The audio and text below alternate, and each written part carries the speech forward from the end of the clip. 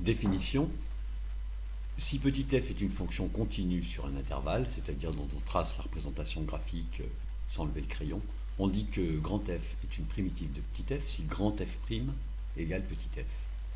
Bon, voilà un schéma rudimentaire mais parlant. Calculer une primitive, c'est l'inverse de calculer la dérivée. Alors ici, on s'autorisera cet abus de langage. On parlera de la fonction 3x2. Bon. Alors, tout de suite, un exemple. Une primitive de 3x2, c'est x3. Parce que la dérivée de x3, x3', c'est 3x2. Ceci dit, quelqu'un aurait pu dire aussi qu'une primitive de petit f, c'est x3 plus 6. Ou plus généralement, x3 plus n'importe quelle constante. Évidemment, puisque la dérivée de la constante vaut 0. Donc quand on rajoute une constante à une primitive, on obtient une autre primitive d'une fonction. Alors ici, on a représenté une primitive grand f d'une fonction petit f qui n'est pas représentée. Ce qui est dit ici, c'est que toutes ces fonctions ici sont aussi des primitives de petit f. Et on a mieux, c'est-à-dire qu'ici on a dessiné toutes les primitives de la fonction de départ. Autrement dit, on a ce théorème. Lorsqu'on a deux primitives d'une même fonction, elles diffèrent d'une constante. Ici, on les a toutes. Alors la preuve est simple.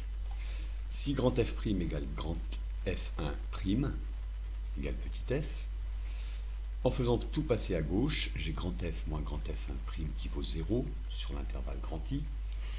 Et le théorème de première qui n'a jamais servi dit que si la dérivée d'une fonction est constamment nulle sur un intervalle, c'est que cette fonction est une fonction constante. Ici, on passe rapidement sur un point qui ne va pas être important tout de suite. Alors, ici, j'ai représenté une primitive grand f, d'une fonction petit f. Alors, en général, il est vain de représenter grand f et petit f sur le même dessin. Ici, c'est une primitive. Le petit résultat qu'on a est que pour n'importe quel point dans l'abscisse et dans grand I, il y a une unique primitive qui passe par ce point, une unique primitive de la fonction de départ. Alors, c'est bien évident, il suffit à grand f de rajouter la bonne constante, c'est-à-dire ici, avec ce dessin-là, y0 moins f de x0. La preuve, elle est ici. Voilà.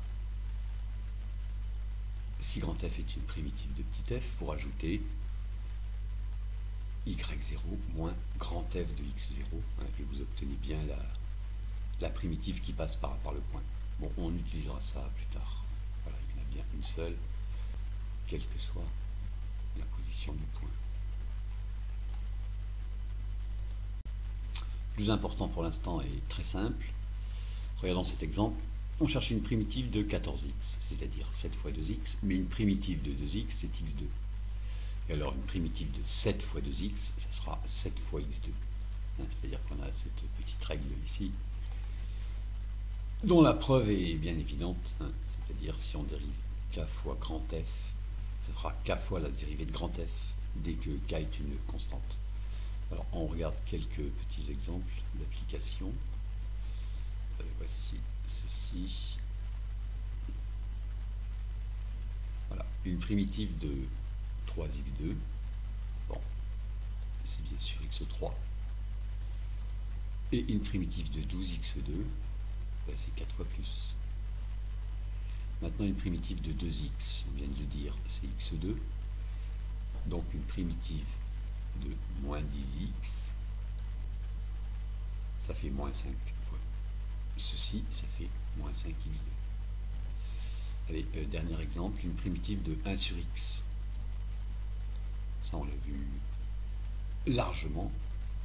Une primitive de 1 sur x, c'est ln x sur l'intervalle 0 plus l'infini. Donc une primitive de 3 sur x, c'est 3 fois ln x.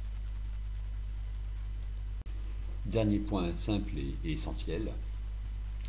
Cherchons une primitive de 3x2 moins 10x. Alors on a déjà trouvé une primitive de 3x2 et une primitive de moins 10x.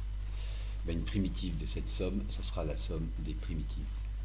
C'est-à-dire qu'on a déjà vu que dans un tel tableau, on pouvait passer d'une colonne à une autre en multipliant par un nombre. On peut aussi ajouter deux colonnes. Alors, ça s'écrit de façon générale comme ceci. La preuve n'est même pas écrite, elle est bien évidente. Si grand F' égale petit f et grand G' égale petit g, grand F plus grand G', et ben oui, c'est F plus G.